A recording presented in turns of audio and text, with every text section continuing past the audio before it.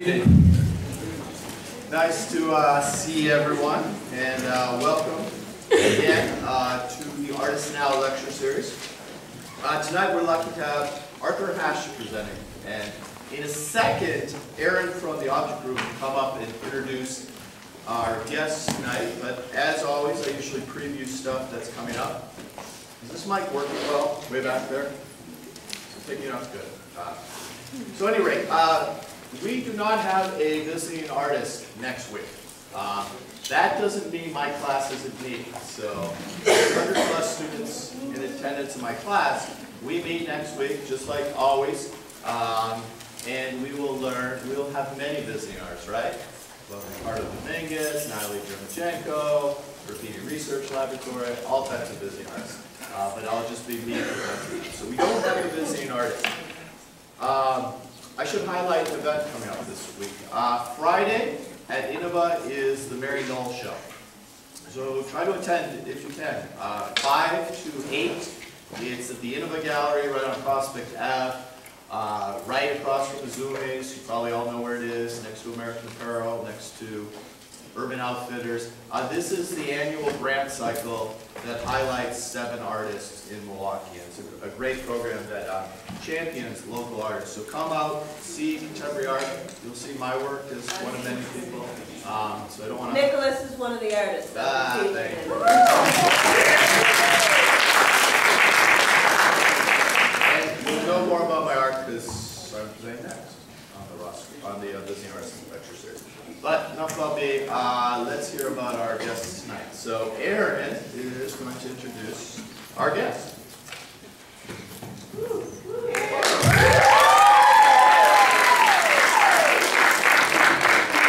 Howdy everybody. I'm going to take this opportunity to plug some stuff for us. Our annual jewelry sale is coming up, November 19th. Good time to buy some gifts for your family. We also have a preview sale at the Villa Terrace on the 18th. And we're having a trunk sale at the MAM, December 6th, 12 p.m. till 8 p.m. There, see you all there. Buy some of our nice jewelry. But on Arthur. Arthur Hash received his MFA in metalsmithing and jewelry design from Indiana University in 2005, and his BFA in crafts material studies from Virginia Commonwealth University in 2002. Currently, Arthur is the instructional support technician for the metals program and digital fabrication lab at the State University of New York at New Paltz. In 2007, Arthur was awarded his second fellowship from the Virginia Museum of Fine Arts in Richmond, Virginia, and named a Searchlight Artist by the American Craft Council. In 2010, Arthur completed his third solo exhibition entitled Arthur Hash, Jewelry and Wearable Objects. At the Ross Art Museum in Delaware, Ohio, other exhibitions included Broaching the Subject, one of a kind at the Ogden Museum of Southern Art, New Orleans, Jewelries of the Hudson Valley at the Forbes Gallery in New York, and the 10th International Jewelry Enamel Exhibition for the Northern California Enamel Guild. Arthur's work is included in a number of private and public collections around the United States. And here's Arthur.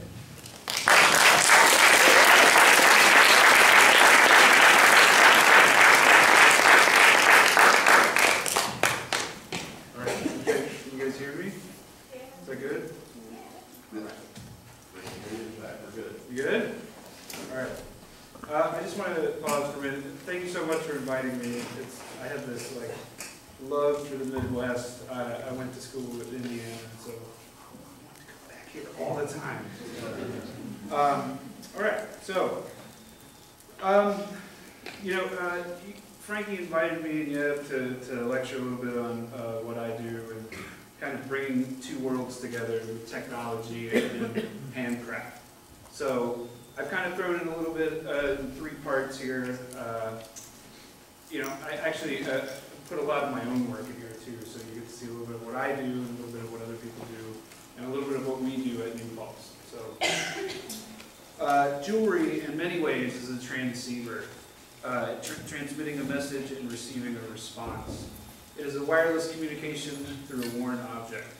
As a maker, designer, and jeweler, it is my desire, like many, to make a compelling, alluring object that begs to be worn. This object, the actual piece of jewelry, is made real through the successful combination of carefully selected materials, mastered techniques, and tools.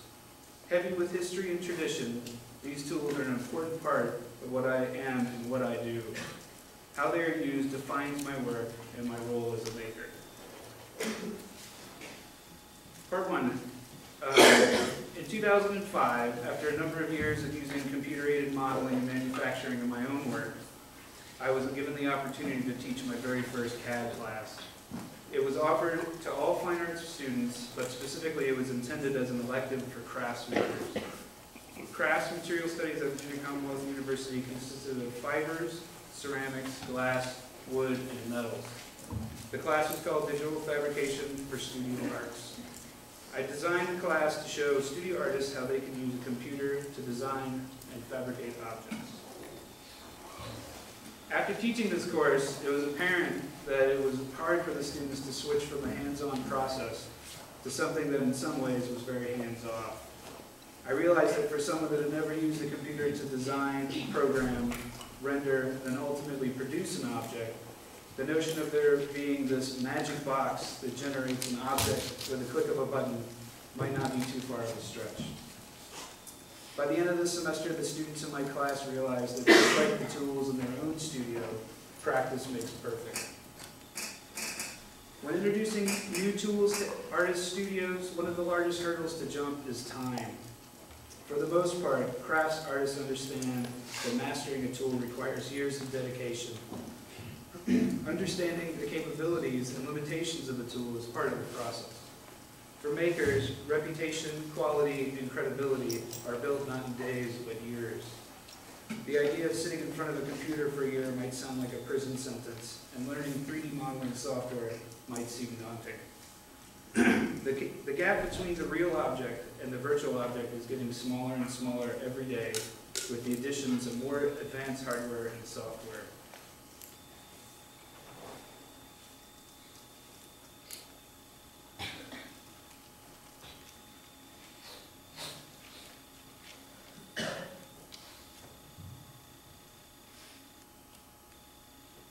The video on the left was modeled using a software package called ZBrush, and the video on the right was made by hand.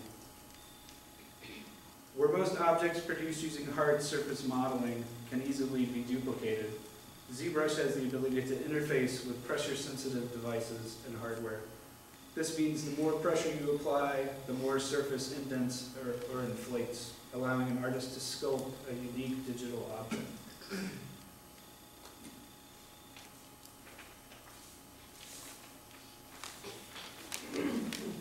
It is obvious that technology is rapidly changing how we interact with objects and affecting how we think, how we communicate, and how we organize our ideas. But as artists, more importantly, how we make. ZBrush is commonly used in the movie industry, so it's an organic modeling software, and it's usually used with a Wacom tablet or a haptic interface device that creates resistance. So as you're sculpting, it actually pushes back.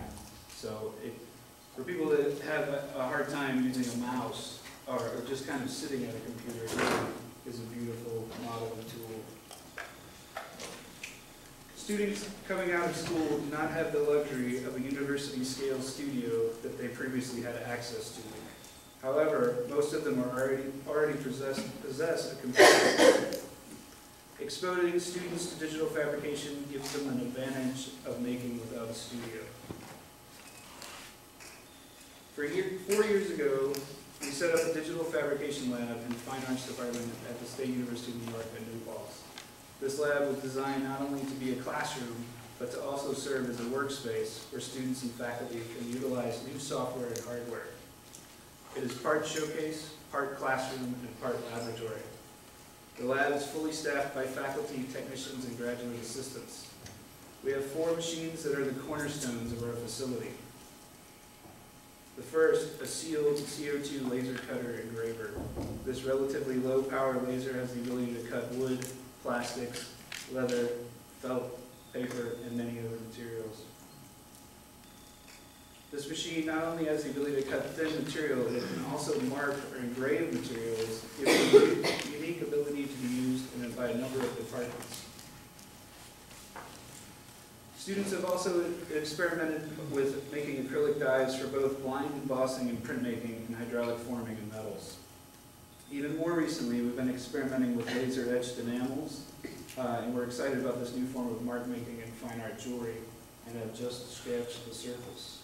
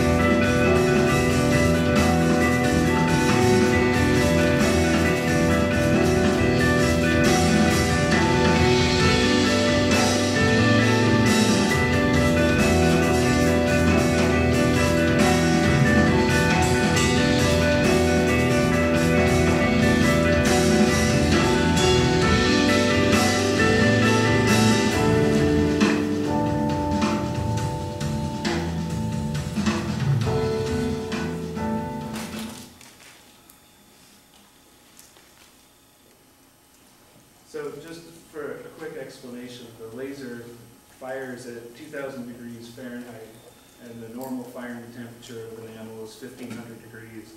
So it's actually selectively over-firing the enamel and thus burning it or vaporizing it. The second machine in our arsenal is a 3D printer.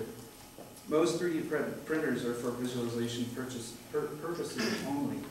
This means that while they do generate 3D objects, they are very fragile and for the most part unusable straight out of the machine. Some are made from UV-sensitive resins that would eventually disappear in the sun.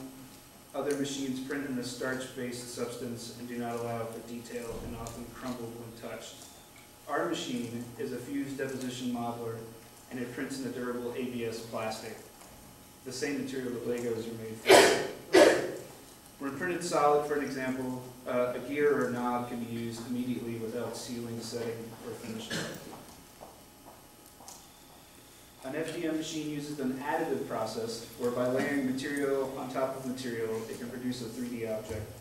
This process allows the machine to print parts within parts, hollow sections, and seamless chain links and built-in hinges.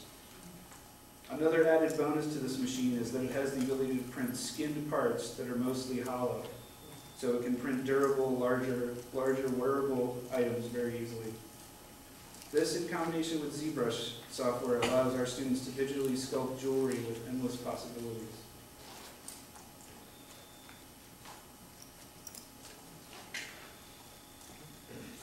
Our last machine and newest addition is the CNC router. This machine will take digital 2D or 3D data and using a subtractive method will remove material with a traditional router bit. The router accepts material up to 48 by 96 inches by 5 inches thick.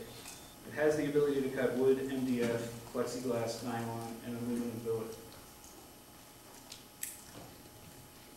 We also use it often during thesis exhibitions to generate display.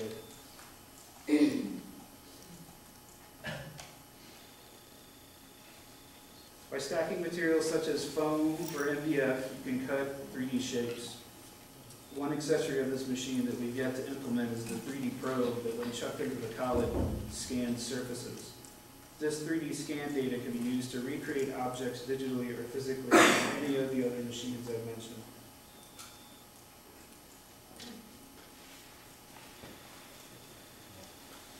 So I wanted to put a few images, and it's kind of like a timeline of my work. So I was going to kind of show you the beginning of what I do. And these were, in the beginning, I have a very traditional background in metals. So I did a lot of forming, metal smithing. we made a lot of these little vessels. So for those of you that don't know, these are all raised or smithed from a flat sheet of metal into the vessel form. So in grad school, I kind of started developing a language through objects.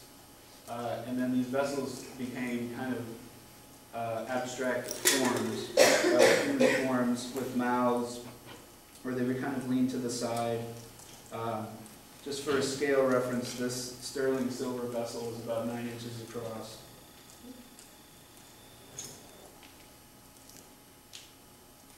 From that, I went into hollow construction. So these are all cut from sheet and then fabricated and soldered together. But again, sticking with the vessel form.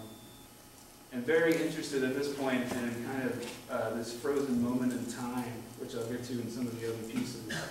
But the way that they were made was with a hydraulic press. And I would take a sheet of metal and just press the sheet and then fabricate the vessel around the press sheet, keeping the undulation. Moving on from vessels to jewelry. So these are all sterling silver made in the same process.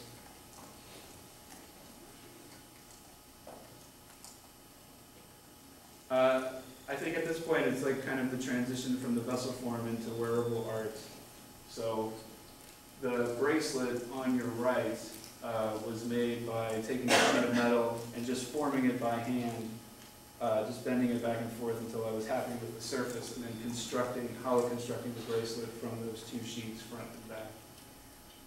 And then the ring also hollow constructed.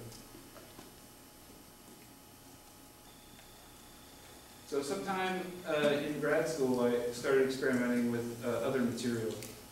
I think at one point, as an incoming grad student, you had to make a teapot before you could make anything else. And so I had already kind of passed like the vessel stage and was allowed to move into like a different material. So these are a series of inclusion pieces that just kind of included everyday objects into the cast polyurethane. So toilet paper, and then the dog hair was from my vacuum cleaner from my apartment. But both wearable pieces, both cast polyurethane. And then from that, similar to the vessels from before, trying to capture this impression or this force on the piece. So these were all these pieces were made as almost a byproduct from the casting. I always had an extra polyurethane.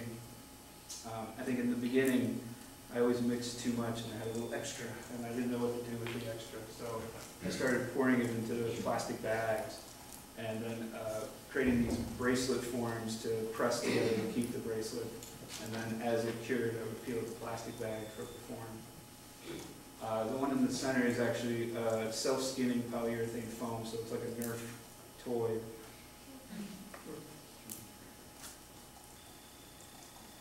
So again, having this extra material, it was plastic, and I kind of felt bad by using a lot of plastic.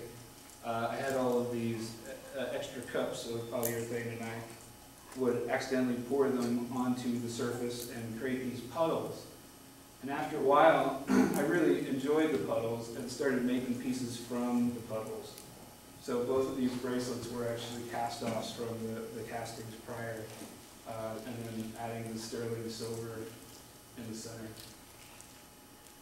The blue piece, there's actually two bracelets. You can wear them together or separately. From those puddles and a whole investigation on puddles, I decided to explore making puddles just directly. And then just became infatuated with just the outline of the puddles. And then these actually ended up being a series of brooches I had made for Art Jewelry Forum. So if you become a member of Art Jewelry Forum, you get one of these brooches. And I drove my wife bananas because I would just put sheets of paper all over the house and drink my coffee and kind of set the coffee cup down. And at this time, I started introducing some of the digital technology into my work. so I developed a script where I could scan the data or the coffee stains into the computer. The computer would automatically trace the outline of the puddle, and then I can use it to make these pins. And in the current, their current stage right now, they're actually laser cut, polished stainless steel. So from that, mining that data or mining that material digitally, I started looking for other sources. And again, still kind of infatuated with the outline or the silhouette. I started using all of the digital photographs on my hard drive. And we all have cameras and we all put photographs on our computer, but we may never like print them, or they may just go on Facebook, or it never becomes a real thing. And I thought that was a shame, because it was all these years I've been saving these photographs and I never thought I would ever use them until I made this piece. So these are, you know, in the first installation there were over 300 brooches that I had done. These are water jet cut mild steel. Currently there are over 850 brooches.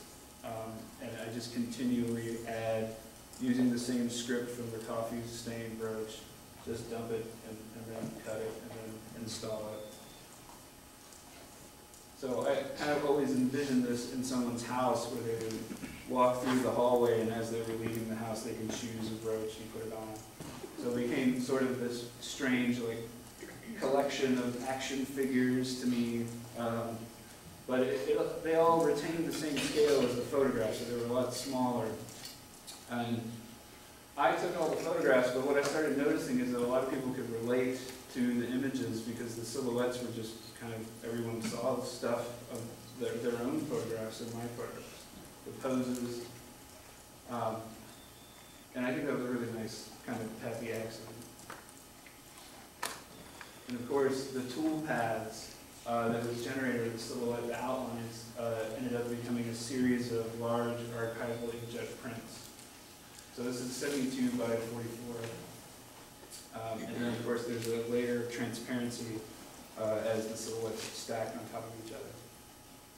So there was a whole series of, I started mining data after this series off the internet, and they would be random objects like chainsaws, you know, and I had a script that would search Google for images at a certain resolution of chainsaws, and then I would do silhouettes of chainsaws.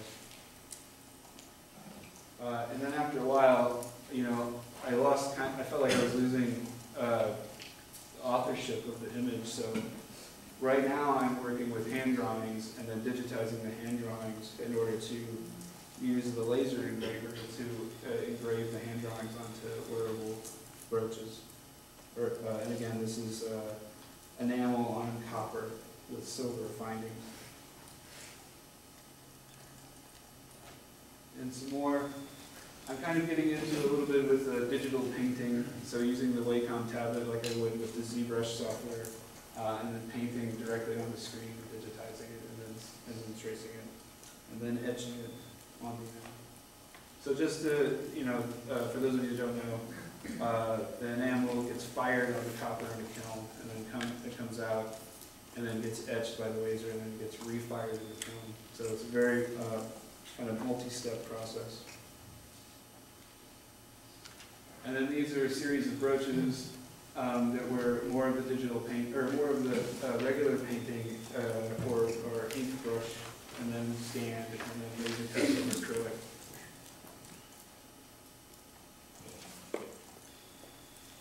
So I kind of, it's a little out of timeline here, but this is kind of one of the first pieces I had done with 3D printing.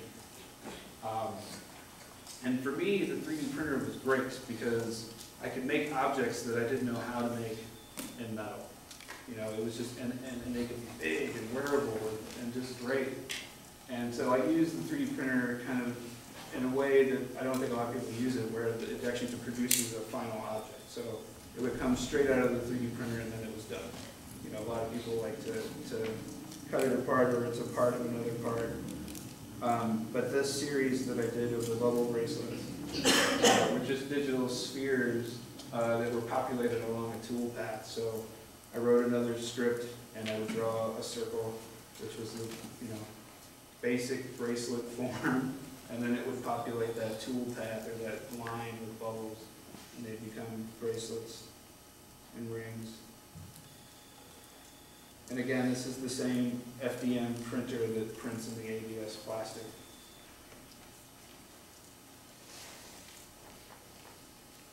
And my fashion photo shoot.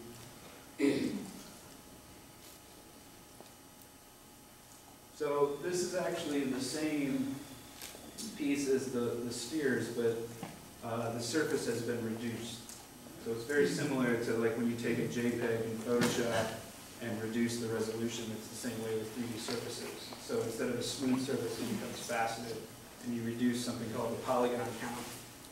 And then the polygons and triangles are reduced and then faceted, and they become almost gem-like. So this is a newer piece. Using the ZBrush software, I would start with kind of a basic donut shape or torus, and then I would use the Wacom tablet to inflate portions of the torus, and then reduce the polygon count so it's faceted. And every line or outline of the polygon would become a tube, and then those tubes get sent away to be printed in wax. And then the wax gets cast in sterling silver. And the same process, different bracelet. And this one's printed in a glass-infused nylon, so it's a laser sintering process where there's a powder and the lasers will, where they meet, it actually fuses the material together. So it's almost like a solid fiberglass, maybe.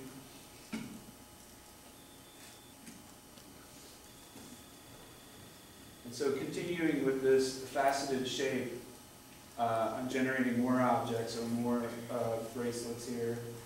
And these are all, this is mild steel and it's all been welded, all the little corners, and then painted. So very structurally sound, but very light and wearable.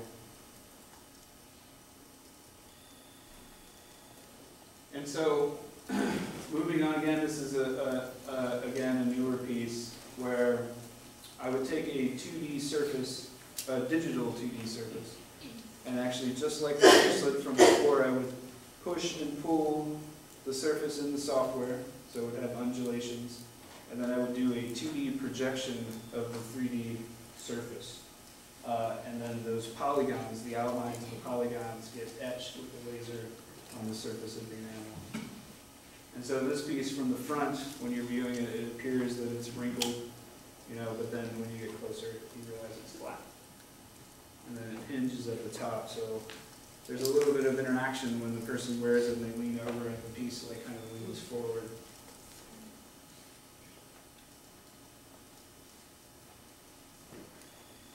And again, the same process where there's a flat surface and then I push the flat surface using the software. And then this again is a flat piece.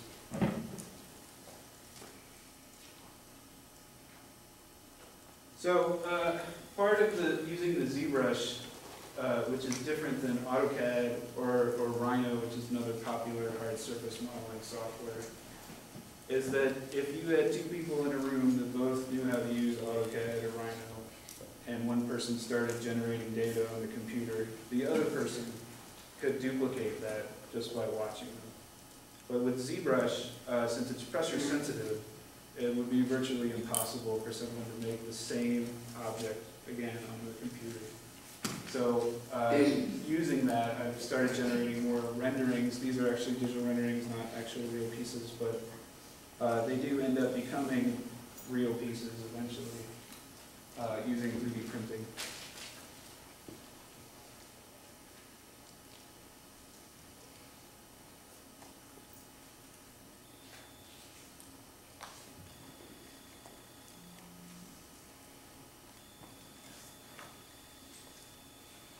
So just to give you an example.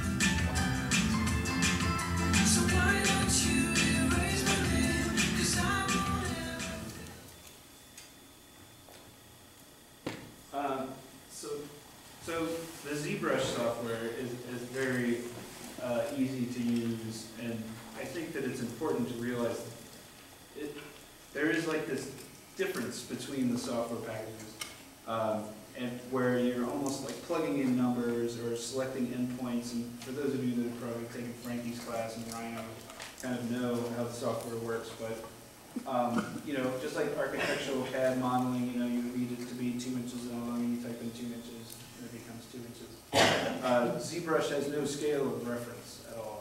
Like it could be whatever's on the screen could be huge, you know, or small.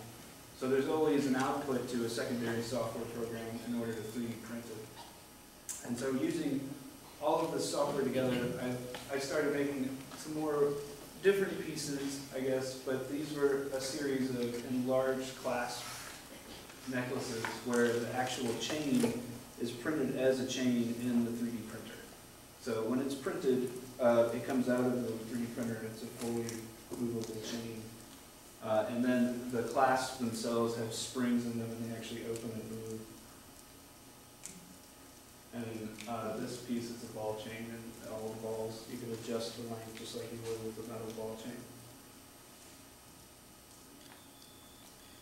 So I thought I would throw in some of kind of the very latest stuff or experiments that I've been working on, combining both the Metal Studio and the Digital Fab Lab. The photograph on the upper left-hand corner is machining wax that's been machined on a CNC machine. And then after it's been machined, I actually do electroforming on top of the wax. And then once it's electroformed, I can melt the wax out, and then I'm left with a metal object. The metal is actually grown onto the piece using sulfuric acid electricity.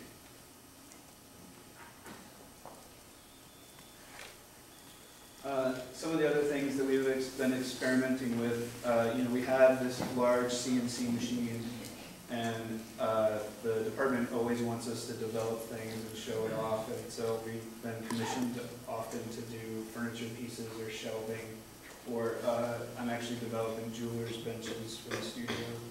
So they're always coming after me to make something, which is great, I think. So during the summertime, when I'm not teaching or working or repairing things, I get the opportunity to improve our studio space using the equipment. So these are just some of the things that I've done to improve our tool room in the metalsmithing studio, or just the studio in general. So redesigning the enameling cabinet, or the hammer racks, or the casting room using the CNC machine.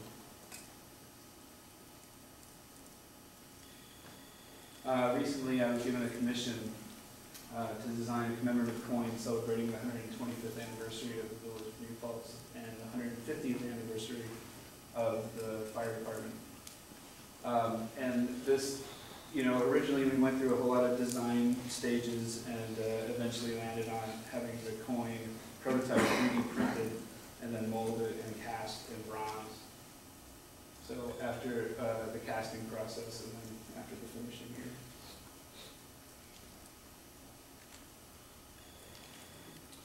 More of my work, we'll be demoing this tomorrow, right? Where we're doing electrolytic etching using salt water and electricity to etch metal, which is kind of like a popular technique with like printed circuit boards. But you know, using acid, the resist is kind of tough. You know, you use asphaltum or something else, but with the salt water etching, you can use stickers or paint or Sharpie marker.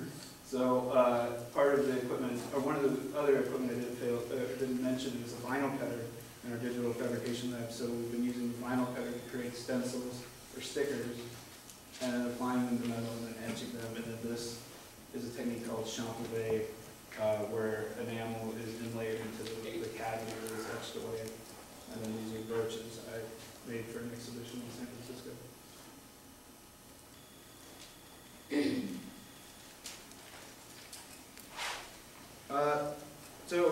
On to part 3. Linking both old and new is creating a hybrid crafter. These designer craftsmen are not bound by the traditional adherence to one craft medium or method. They have the luxury of choosing whatever method of making or material that is available to them.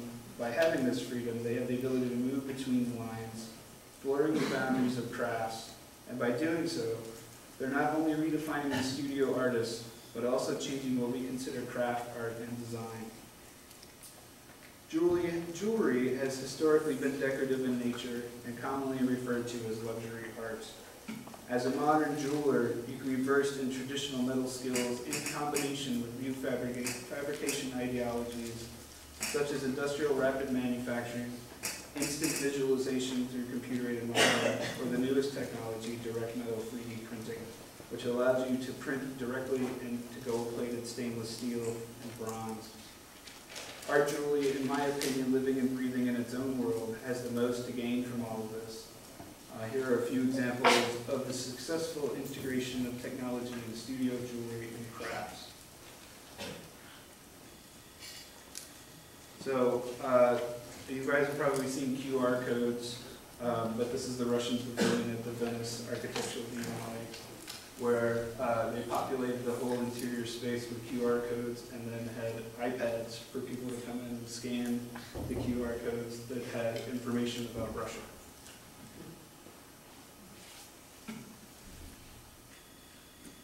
These are some new serving trays or metal objects produced in conjunction with the Alessi design group. And these are serving trays based on map data of archaeological digs.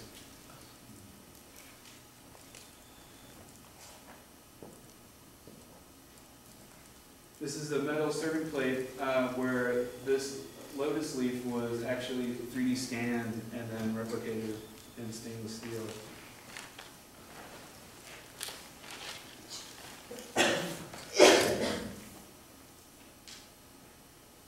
It's a nice combination of metal spinning and CNC routing to develop these copper and wood vessels. I thought this was great because being a metal worker and having my spoon project in school, this guy creates a kind of a DIY flatware set where you actually hammer your own spoon out. So it's all laser cut stainless steel. So some of the jewelers using the CAD software, this one uses Rhino, developing models or mock-ups using Rhino to actually create the pieces out of sterling steel, or sterling silver, sorry, stainless steel pin. So she actually uses the CAD software to visualize it, but also to make a pattern in order to cut it out and then make it in real life.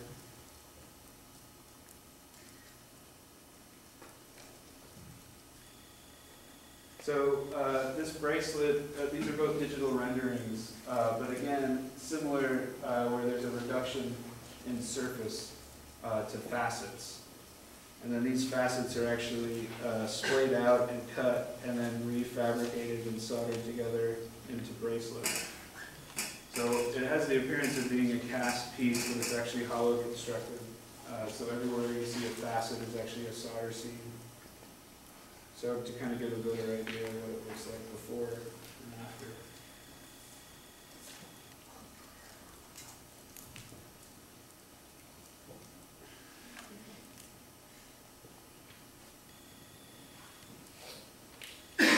So the nervous system, they're kind of a collaborative group consisting of 3 people now, but they actually use scripting to literally grow digital work. And these pieces are then 3D printed into wearable bracelets and earrings and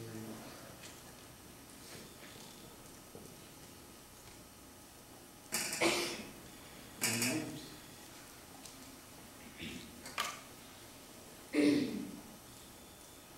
So Sean Spangler and Brian Sibas, this is a recent exhibition at the NCCA conference in ceramics.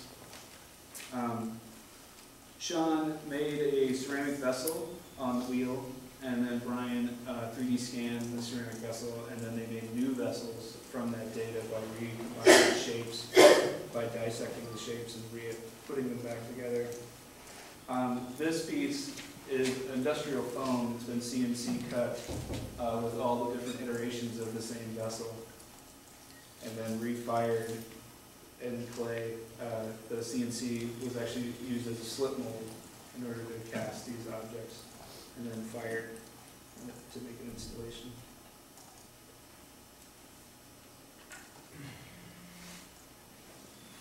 Anthony Tomorrow, who's a graduate from the Tyler program. This is a digital rendering of a platter, and he actually uses the CNC machine to physically cut plaster. And then this plaster is used as the mold to make the ceramic platter.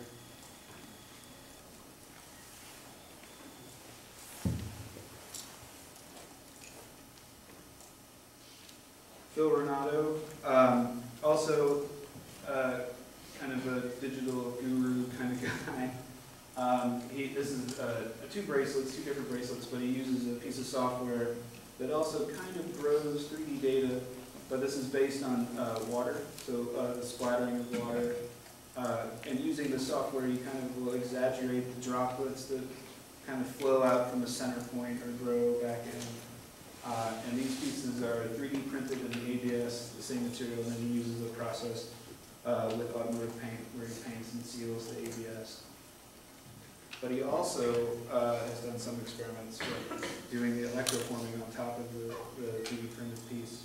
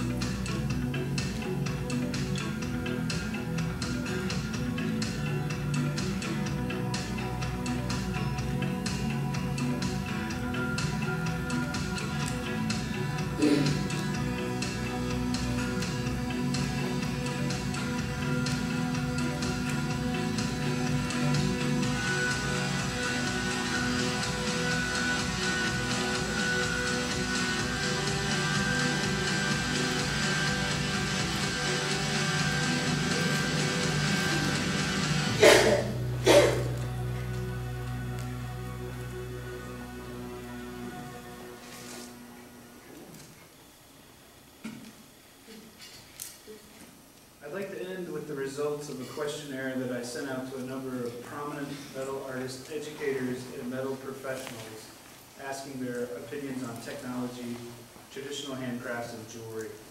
The results were overwhelming. There was one question and response in particular that I would like to share with you word for word. Is technology, in your opinion, pushing out the basic building blocks of what defines crafts? The response: I think it only pushes the building blocks if we cling nostalgically to the past. Craft is constantly evolving as we are evolving.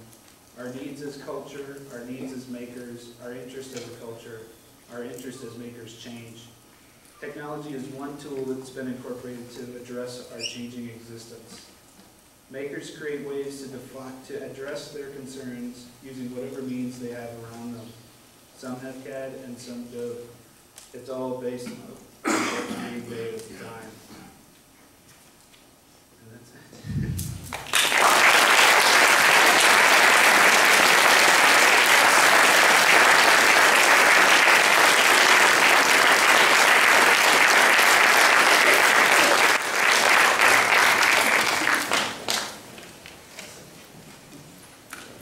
Questions?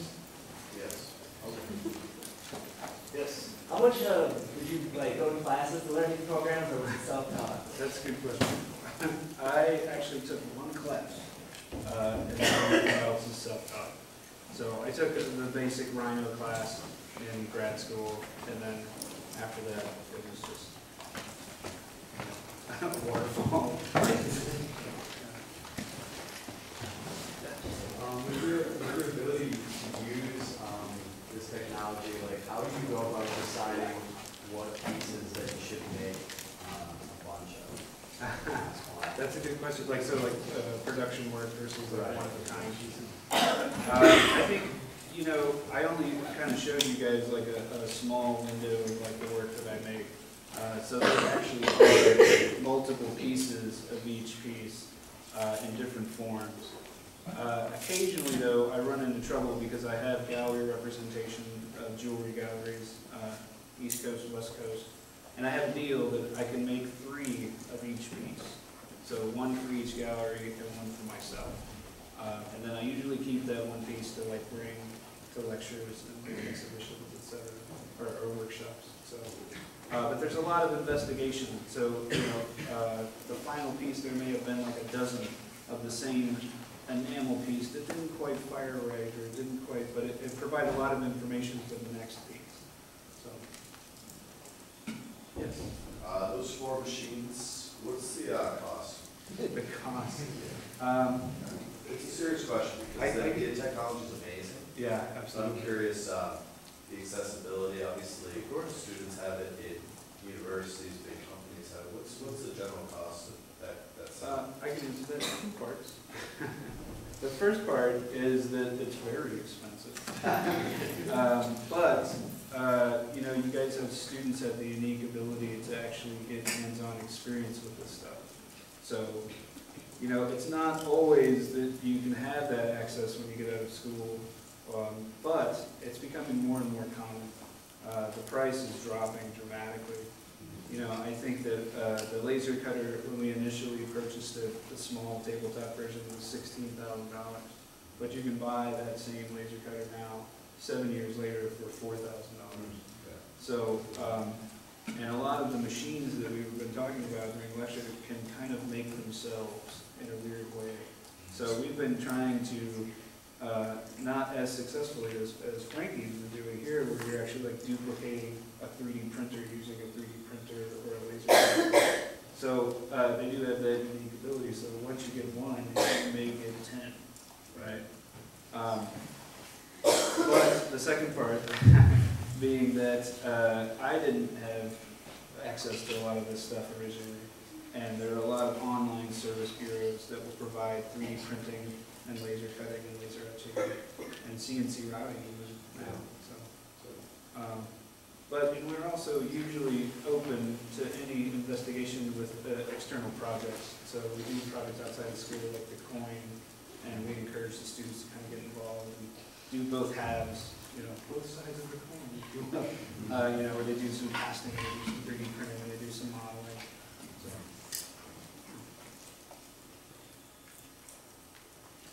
How do you think that having this new lab and having this type of technology, how has that increased the amount of collaboration that happens among other makers and artists? Do you think it has had an effect, at least on the campus? Yeah, a little bit. I guess that's a multi-part answer as well. On campus, we, like I said, tried really hard to do projects for other people. Mostly to showcase the equipment and to gain interest from everybody. As far as I know, we're one of the few SUNY systems that have all of this equipment in one place. So we're even kind of having students from different universities come and check it out. The people that operate the equipment oftentimes share a lot of the same information. So, what RPMs were we running that bit, and we share all that information. And that gets shared across campuses and across the students. And, one student will see someone making another thing, and then they kind of want to get involved. And so it becomes kind of this experimental, it's very much like a lab, and people come in and experiment with things. We don't actually teach classes in the digital fabrication lab, so it's a little different. We install the software all over campus. And so the students can go and use, the CAD software in the computer lab in the cafeteria, or they can go to the library, and then eventually when they're done, they can bring their, USB jump drive and print something or cut something. But we also work with local companies, like I'm sure you guys have heard of the Orange County Choppers. They're actually right down the street from us, and we've done a lot of projects with them because they have more equipment than we do, like large-scale water jet cutting, and so we'll send students to cut big aluminum sheets out for sculptures and stuff. Yes? Did you fabricate your eyeglass frames? No, I get that a lot actually. These were purchased off the internet for $12. Yes? What percentage of your work would you say is more the traditional metal smithing versus more of the digital craft? I would say, I don't know, it depends on what day of the week it is. I don't know, I have this background in metals and this kind of strange love affair with tools. And so my job's kind of split down the middle. So half of me is the technician for the metal studio, and half of me is a technician for the digital lab. So often I find myself using the metals tools or repairing them and fixing them and testing them every day, and I just love metalworking, and that's kind of why I do what I do, or what got me started at least. And so lately I've been falling back in love with it, and I almost seem like it's like I'm married to digital and having this great affair with metals or something. So enameling, I love enameling right now, but I'm also loving electroforming, so it's hard to say if any of that produces like actual real objects, but currently a little bit of both, maybe 50-50. Yes? Regarding your jewelry, do you struggle with having such precise materials, or like you use the 3D printer to print out something, do you struggle like ever finishing something? Like, could it always be better to you? Yeah, that's actually a good question. You know, being a metals person, you know, oftentimes our jewelers, our focus is like here, right? We're always like looking at something under a microscope and like, oh, I can see the scratch in the corner under the thing, and like no one sees that. So I constantly battle with like, it needs to be perfect, but it doesn't, because someone, you know, someone will break it maybe, I don't know, you know, they wear it every day, it's gonna get wear and tear. But as far as like the perfection goes, you know, we all try to achieve that perfection using tools, right? So it's just one tool that I use, and I don't ever consider any of the work finished, which is weird. I think a lot of people say that, but they always are the results of experiments or a multi-step process, you know, that is some way satisfying, or I feel okay with like letting it out of the studio. You know, for every one of those, there's like a dozen or more that are dead, you know, the dead monkeys. We'll do this one in the back. What's the, and it's kind of related, but what's the trial and error rate? Because I know, like, going from digital work to printing with a regular printer, it's just like insane what the learning curve is. Yeah. And so I'm kind of wondering, the company, once you print something a couple times, you're good at printing anything, or like every time there's like something unexpected from the printer itself? That's a good question, and it depends on what printer you're using, I guess. Yeah. But Or like any of the machines, really. Like, yeah, I they mean, kind of have always, personalities, I have to admit that there's always a surprise. Yeah. You know, I'm, you know, being the technician, I'm always like, man, why did that do that? Like, you know, and so I have to figure out why it messed up. And oftentimes, actually, that's a good question. We have a lot of power issues on our campus. And the printer, like the bubble bracelet, you know, that took like 48 hours to print. And so oftentimes I'll come in, I'll send the part to print, and then the next morning I come in and the power went out and it stopped halfway through. And I'm like, wow, that is really beautiful. You know, so sometimes, you know, it happens. But it's different every time. Like the printer chooses a path to print the object differently. But the basic shapes are about the same. My question's a little bit about the transition from plastic to metal. I know that you print a lot in ABS and different plastic forms. Have you experimented a lot with the direct metal printing, and does that worry you a little bit? Because it's like, to me, it kind of symbolizes the end of what we've always been taught of. You have these set types of stock metal materials, sheet, rod, tubing, those types of elements. Does that worry you at all? I don't think so, because, you know, the truth is that industry has been doing this forever. You know, like, what's the ring company? Jostens, classroom, those are all 3D printed, you know, in wax and cast, you know. Tiffany's does it all the time. So it's there. It's just like we're just now discovering it. You know, and I think it can only expand what we make. You know, you're like, oh, now I can do this, and now I can do this, you know, and it's always, that's just maybe how my brain works. And it can be a little overwhelming at times, because you really, literally sit down and you're like, now I can make anything, right? Without having a $50,000 metal studio or whatever, you know. But I think that's great, because really, you know, we can't afford it all, you know, and to be quite honest, being a jeweler is expensive. You know, even just the material is expensive.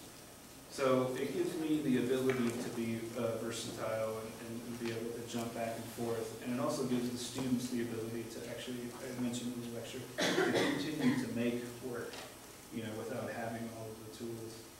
So I think it's a great thing. And so I'm not terribly worried, you know, but maybe it will change, we'll see.